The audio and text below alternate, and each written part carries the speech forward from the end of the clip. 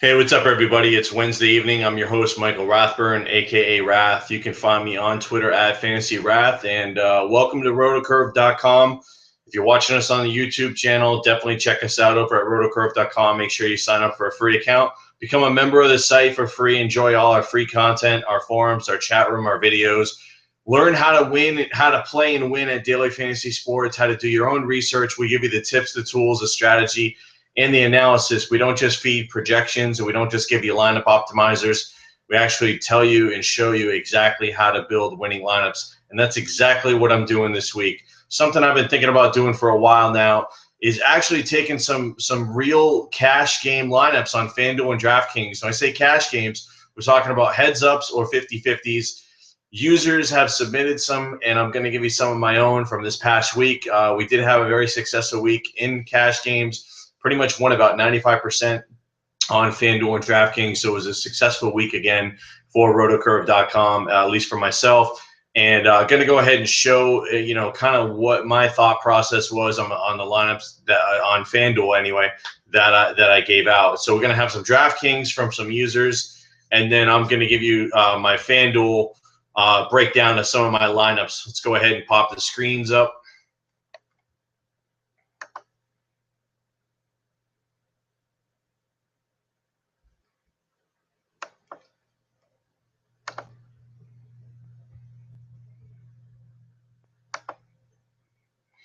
All right, guys.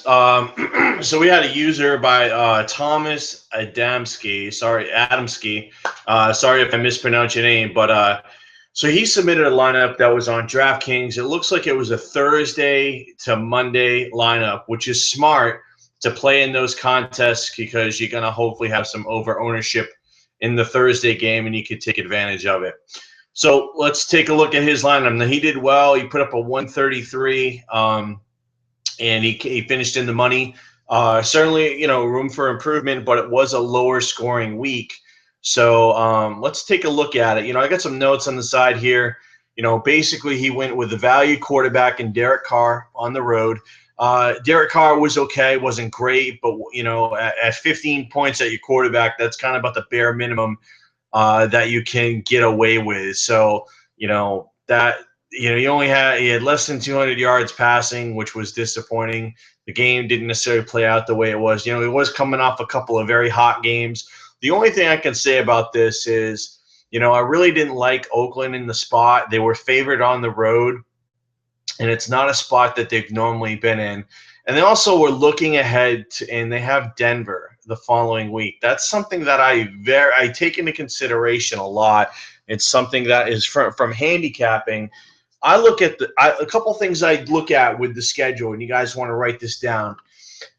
Let's talk about 3 points that come to mind. One is, who are they playing next week? Is there a potential that this team could look ahead? Especially when I've got, and this is something I don't like to do. I don't like taking road teams. I don't like taking players from road teams that are in a non-conference situation. The game is not as meaningful to them when it comes to tiebreakers and standings and playoffs and things like that. When Oakland goes to Chicago, that game does not mean as much as if they got to come back home and play Denver. That's a division game. It's a home game. That game just means a lot more, and it's natural that they're going to look ahead. Do I have any documented data to prove this theory? I have some, not on this video, but I have seen where there's just a big difference when you talk about home and road and conference and division.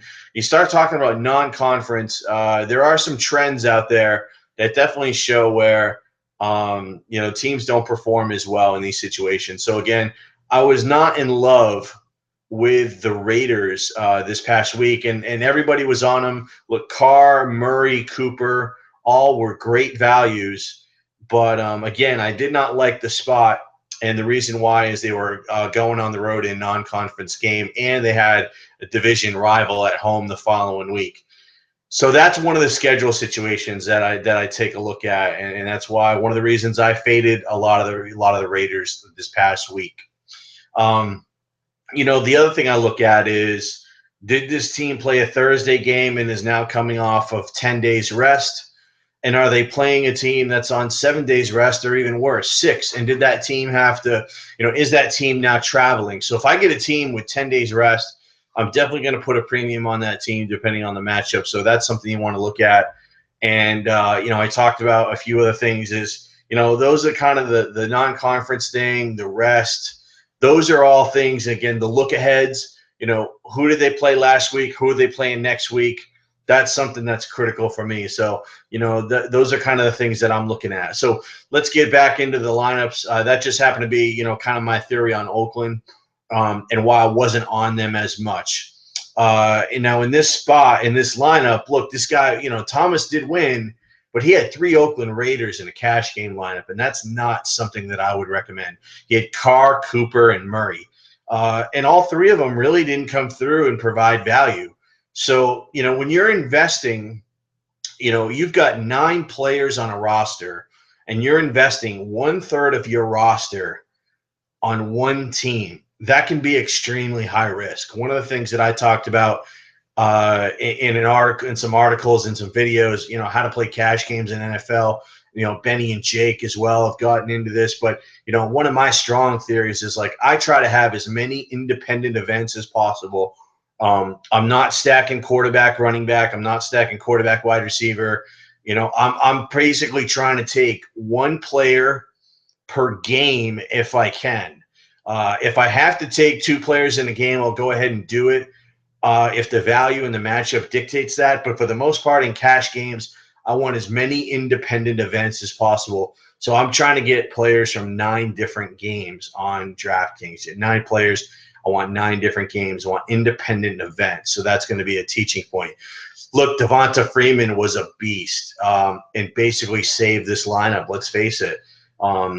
Charles Clay and Devonta Freeman made up almost 50% of this team's scoring. So that's something that, hey, we'll take it. We'll bank the points. We'll take the money. It's not something that you're going to want to rely on every week, and you cannot rely on every week. The value on Carlos Williams was incredible. 92% ownership rate. There's just no way that you couldn't pick him in cash games. And look, even at 16, he kind of paid off because you got him at such a cheap price that he paid off in between 4 and 5x. What we mean by 4 and 5x is what was his salary times what his score was. So I believe the salary was around $3,400 on Carlos Williams. Multiply that times 5. And then, give or take it, the math, it would end up being where, he would have produced about 17 points, and he got a 16. So, that's really good value. Even though he didn't put up a monster stat line, you still got value on Williams, and that's critical in cash games. You get a guy who's going to get 20 carries at that price, you have to take him. Let's move over to the wide receiver. The other thing I'll say about this is, the 2 running backs, 2 value running backs is okay. It is a little bit high risk. I probably would have tried to find a way to shave some money off wide receiver. I probably would have looked at Julio, maybe try to drop down a little bit to a Keenan Allen, and then try to bump up one of my running backs. But again, Freeman and Williams were so cheap. We look at Murray down below. Maybe Murray would have been the guy because we already had 2 Raiders. Murray might have been the guy that I would have looked at, maybe doing something different there. So let's go down. Look, Cobb, Cooper, and Jones. Cooper, to me, too many Oakland Raiders, and again, did not like the spot with them going on the road in the non-conference game. Lack of motivation. Let's talk about Randall Cobb. Randall Cobb was a very popular cash game play, and rightfully so. But here's the thing. Again, we talk about spots. You've got Green Bay coming off a Monday night game, having to then go on the road and play on the West Coast at San Francisco, and they were heavy favorites on the road. My concern with Green Bay last week was lack of motivation. We kind of saw that play out with the game, 17-3. Look, Green Bay is incredible at home, and it's just the problem with playing Green Bay on the road is that they're so good at home. that you're paying a premium when they go on the road because they're not as good. They're still good, but they're not unbeatable. So, that was one of the things where I did not have Rodgers or Cobb really in any place. You'll see I did have James Jones, but again, it was price dictated. But again, I wasn't high on Green Bay because of the short week and traveling. I wasn't a fan of that. We talked about Cooper. Again, I did not like too many Oakland Raiders on this team for cash. To me, this is more of a GPP lineup, the way it's structured. Heavy wide receivers, cheap running backs, value quarterback, stacking the Oakland Raiders. This is a tournament lineup because it's got high variance. Again, though, this lineup did cash, and Charles Clay and Freeman kind of saved it. Julio Jones, paying up at wide receiver. Look, he's been a beast. It's just that you had to pay such a high premium to get Jones in your lineup that you kind of had to sacrifice elsewhere. Now, again, you had great value at running back and quarterback, so it allowed you to pay up for Julio Jones. But, he was a victim of the way the game script played out. Atlanta got a huge lead, and they just didn't throw to him. So that was something, that's something that where you run the risk on a guy who's been super hot, and then the game script kind of dictates that, he just didn't have a good game. So, again, when you're paying up at wide receiver, you're going to have high variance, and that's why I really don't take guys like Julio Jones in cash. If the price dictates it, that's fine. But, when you have to pay up for Julio after 3 monster weeks, it can be kind of tough. Charles Clay was a great play. He coming off a pretty big game. You get the 3-point bonus with the 100 yards reception. And, look, Buffalo had some injuries. No McCoy, no Sammy Watkins. So Charles Clay was a great value play and a great cash game play here. And, again, great call by Thomas going with Clay and cash. Go to the flex with Latavius Murray. Again, I didn't like this play in terms of because too many Oakland Raiders. I do like using a running back at my flex position in cash on DraftKings. I want touches and I want stability and I want a floor. I don't want to get a wide receiver that's going to get me 3 targets and burn me. The Cardinals defense, I can't fault that pick. They were a top 3 pick last week. I didn't like the spot for the Cardinals in terms of taking their offensive players, but I did think their defense would perform. So, again, I can't kill that pick. That was a good pick. It just didn't work out. Takeaway from this, one takeaway is this. Too many Oakland Raiders on this team, and the team did get saved by a big week from Freeman and Clay. So that's not something you can count on every week. So that's going to be my analysis on this lineup. Let's go to the next one. All right, we got Brett Mosier's DraftKings lineup, put up 112 points. Not sure if this lineup cashed. Seeing some similar guys to what we saw in the last one. Look, he went with value quarterback with Tyrod Taylor, so I can't fault that. Stud running back in Jamal Charles. I like that play. And he went with Carlos Williams, which is good. Here's where the problem came in is the wide receivers. I did not like the wide receiver grouping here, and that's really what did this team in, along with Greg Olsen. I talked about Cobb and Cooper in the previous lineup. Fitzgerald, to me, again, a tough matchup against the Rams, and it was not a situation where I did not like the Cardinals at all last week. They really like to throw deep, and the Rams' pass rush is not going to allow teams to do that. Also, look at the team that they played previously. The Rams played the Steelers, which is a very similar offense to what the Cardinals do, as Bruce Arians kind of comes from that Steeler tree. So I felt like the Rams were going to come in pretty prepared for this game. Again, division game, highly motivated, and we saw what the Rams were able to do. So, again, I didn't like this wide receiver grouping last week. I didn't play really any of these 3 wide receivers in any of my cash games because I'm very strict with my cash game plays. I'm very meticulous and almost anal to the point where I'm looking for reasons not to play a guy. And so, I didn't like Cooper going on the road to the Bears. I didn't like Cobb going on the road to the Niners with the short week and lack of motivation. And I didn't like Fitzgerald at home because the Rams were a tough matchup. Greg Olsen is a tough one because coming into the week, Greg Olsen looked like the #1 tight end, and rightfully so, coming off his previous game. The problem I think that came into this game is that there was severe weather. There was severe downpour. In the previous week, the weather in Charlotte Carolina and New Orleans wasn't good in the field. It wasn't really that good either, but it didn't seem to matter. Also had a monster game, but there was really bad weather in that Carolina-Tampa Bay game. And if I had known how bad that weather really was, I probably would have faded Cam Newton. You'll see that I had Cam Newton in my cash games last week. So, that was the kind of the risk with Olsen. Probably would have been a situation where if I see the weather report come out and it's really bad, I shift over to a guy like Martellus Bennett, who really would have been a nice guy. Look, Lance Dunbar was off to a pretty good start and he got hurt. There's really nothing you can do about that. And I love the Broncos pick at home. I was all over the Broncos defense, and so there's not a lot there that I could criticize. Really, I'd say the takeaway on this team was did not like the group of wide receivers. Felt like they were not in good positions to put up good floors. More GPP tournament plays because, again, didn't really like the matchup, but these three players all can go off in any given week. Let's go over to Adam's lineup on DraftKings from past week. Look, this is a great lineup. He put up almost 157 points. So not all, we're going to have some good lineups and some bad lineups. Wanted to get a good mix. Good job here of salary distribution and risk. We see again Derek Carr play. Again, kind of broke even on that because the price was so cheap.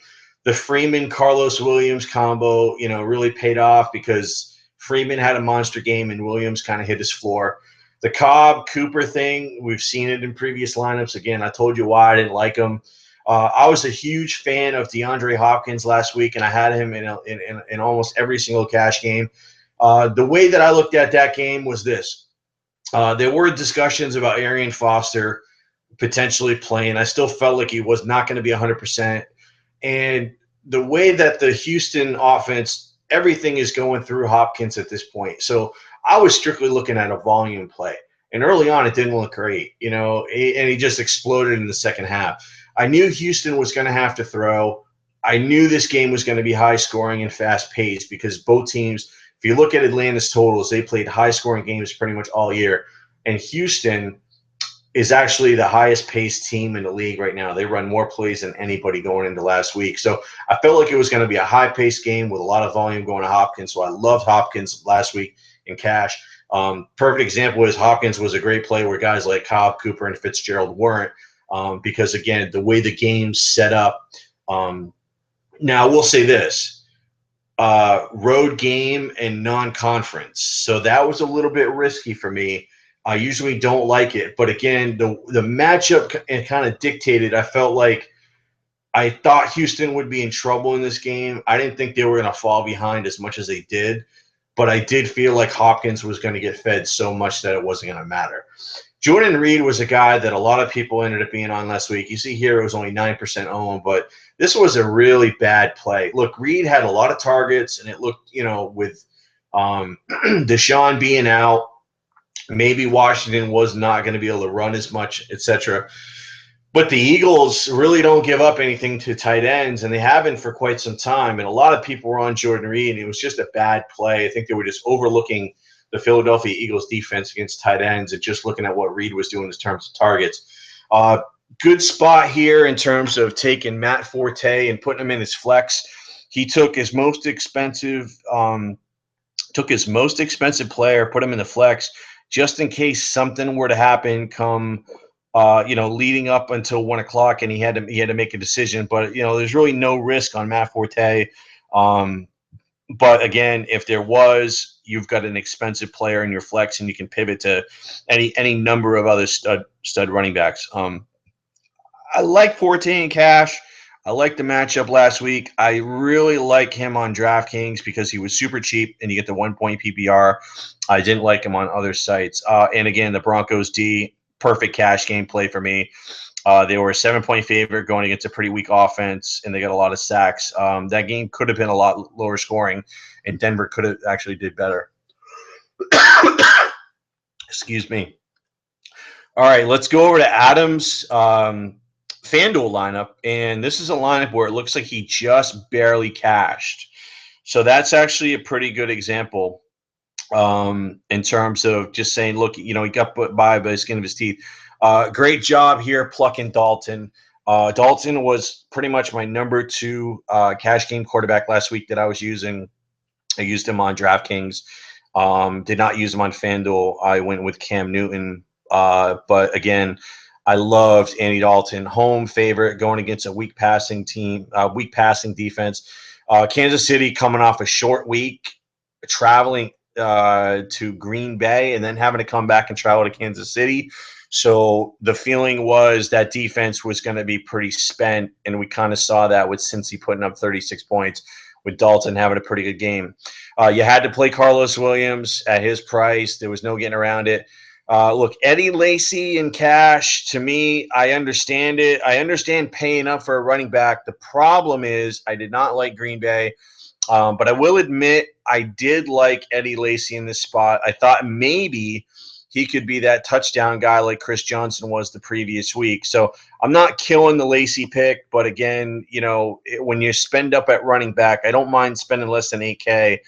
But I think when you had Latavius and you had Devonta Freeman at the prices that you did, it just made it really, really tough to take Lacy. And I think that there's really no reason to take Lacy in cash because there were other guys that had higher ownership, and we don't care about ownership in cash games. So, taking a Murray or a Freeman, I think would have been the better play there. Lacy just wasn't heavily owned. People weren't on him. He's more of a tournament play because if he did go off and get 3 touchdowns and 100 yards, that would have paid off well. My thoughts on Amari Cooper. We've already talked about it. My thoughts on DeAndre Hopkins. Emmanuel Sanders, to me, I get it. He was getting a lot of targets. The problem is investing in that Denver passing game right now. They're going to grind out games. They're not really scoring. I think it's just very high risk. Again, low ownership. So it's not like this guy is a like a Keenan Allen type where he was getting a ton of targets and producing. So again, the Denver defense in cash games, to me, Denver offense is pretty risky. The Jordan Reed pick, we talked about that. Bad matchup. Too many people were on Reed. We see only 8% ownership. I think people kind of realized that. But again, there was a lot of people that were on Jordan Reed, did not like the matchup at all.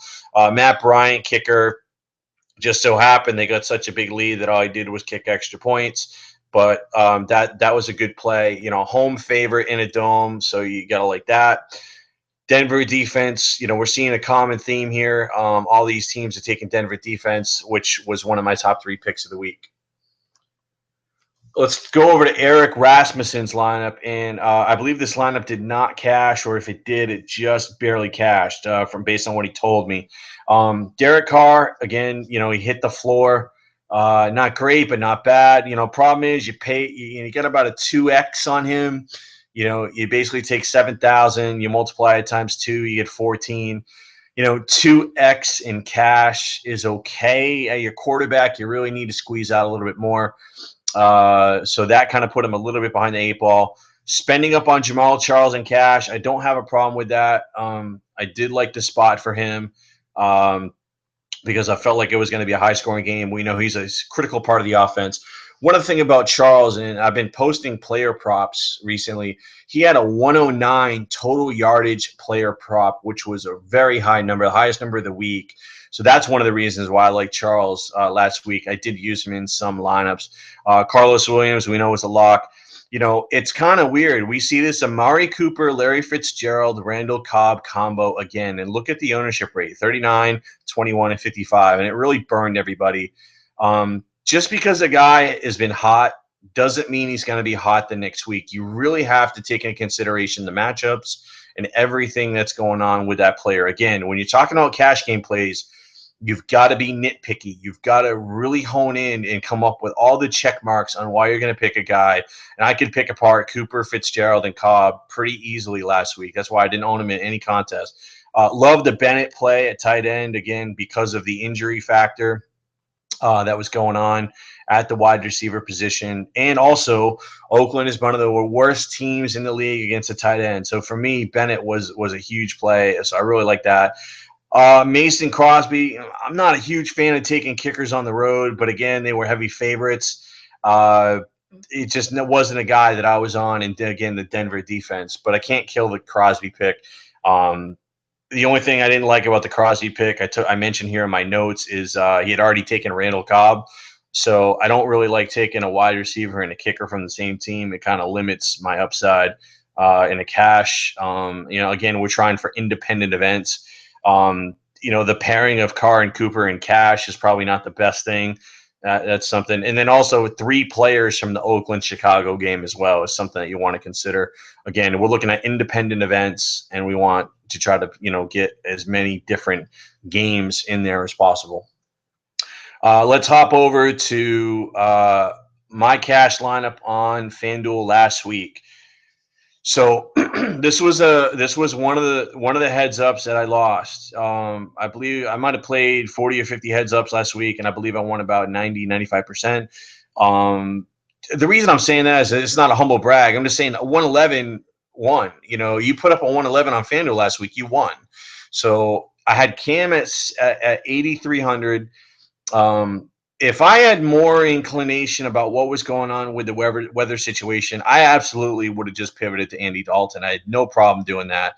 The thing I liked about Cam, I didn't like paying 8,300, but his floor is such a lock right now that he had a bad game and he still got a 2x for me, pretty much. So that just goes to show you.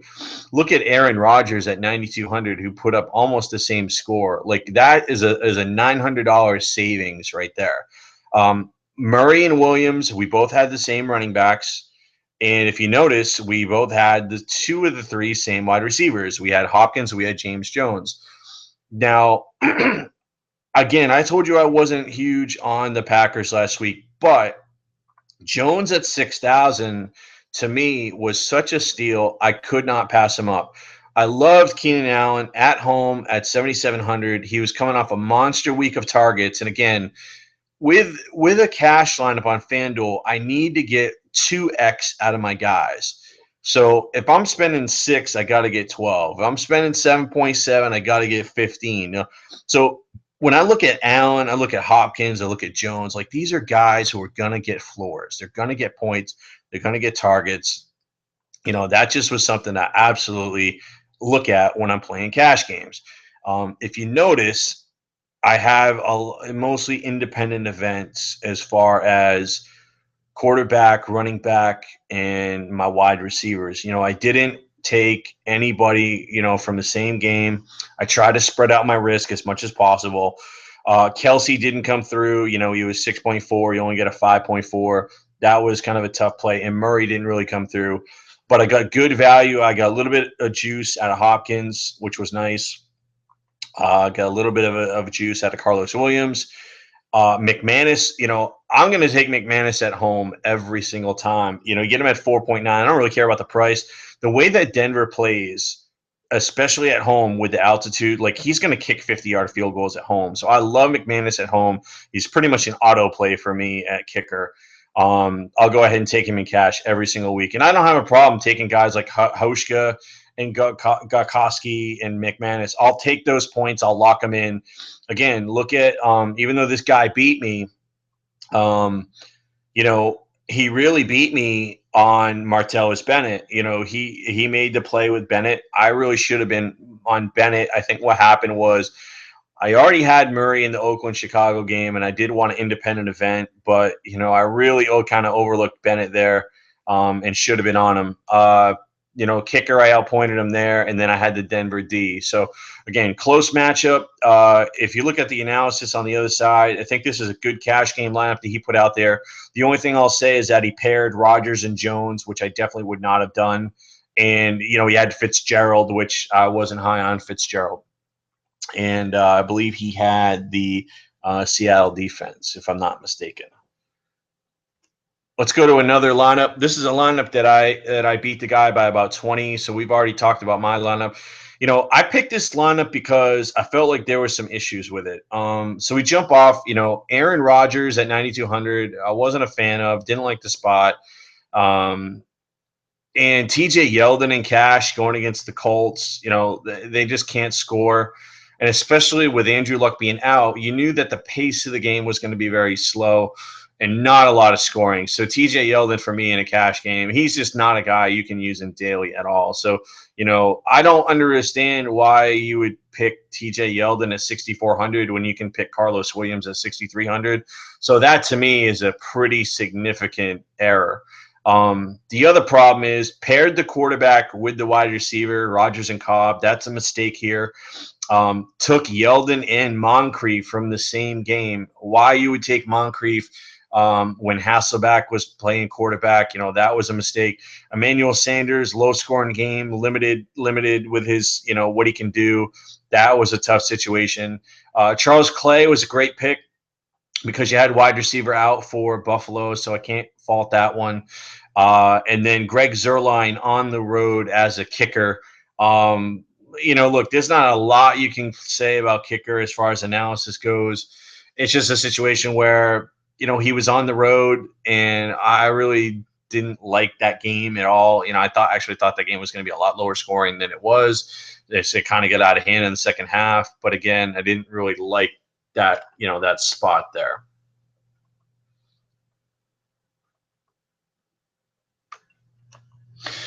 So we'll take a look at this lineup. This cash game lineup put up 99. Again, we see the Aaron Rodgers, Randall Cobb, James Jones stack in a cash game. So when I see that lineup, that's very good. As far as I know, I'm going to have a good shot. It's just not the type of lineup that you want to put in a cash game. You don't want to stack 3 players from the same team in a cash game, because if it goes south, 33% of your roster is toast. And that's exactly what happened here. You got value out of James Jones. You did not get value out of Cobb. You did not get value out of Rodgers. Carlos Williams, Latavius Murray was pretty much a no-brainer, even though Murray didn't come through.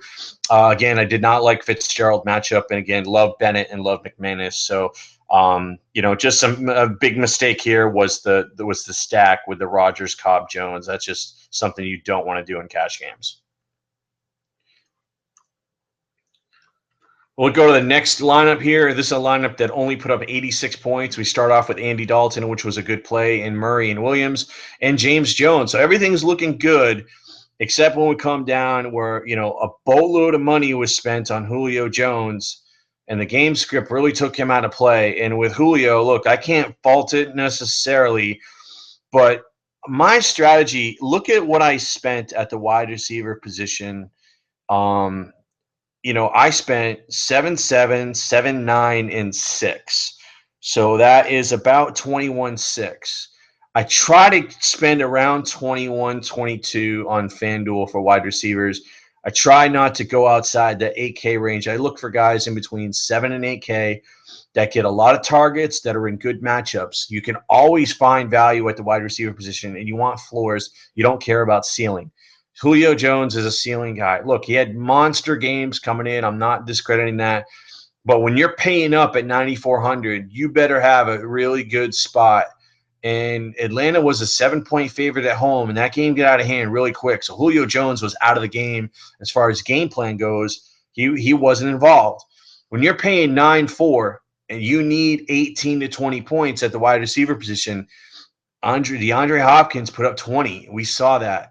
A road dog that's having to throw a ton to their number one wide receiver versus the number one wide receiver whose team is winning by 35 points.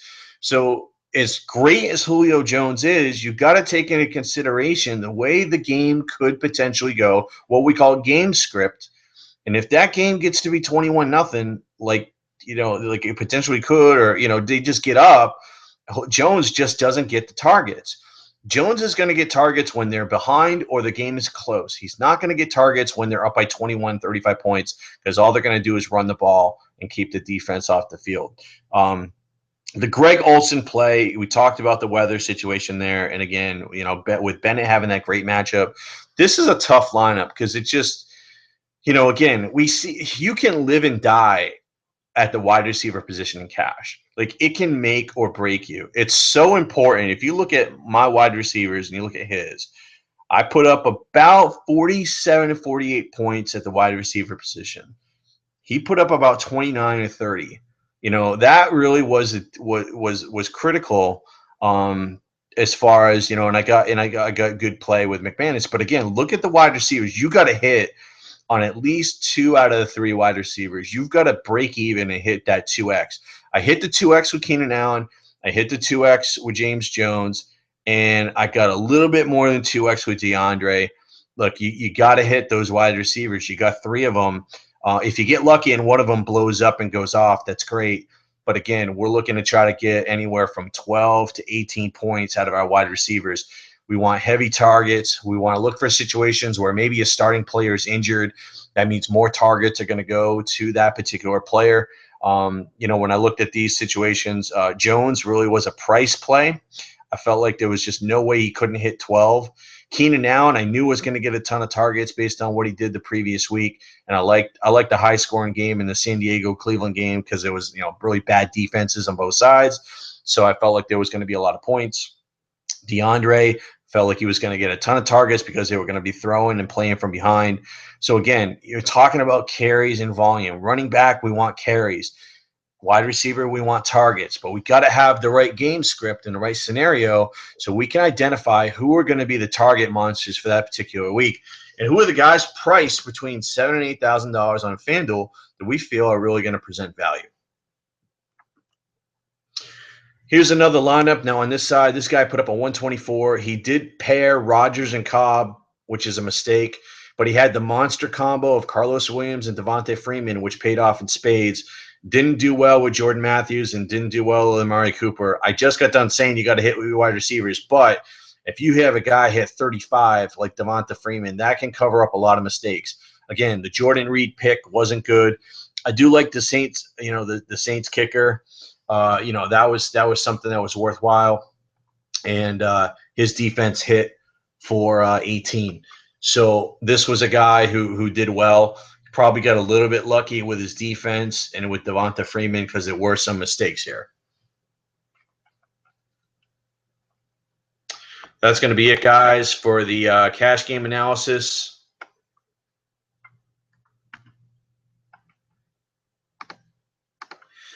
So hope you guys enjoyed the video.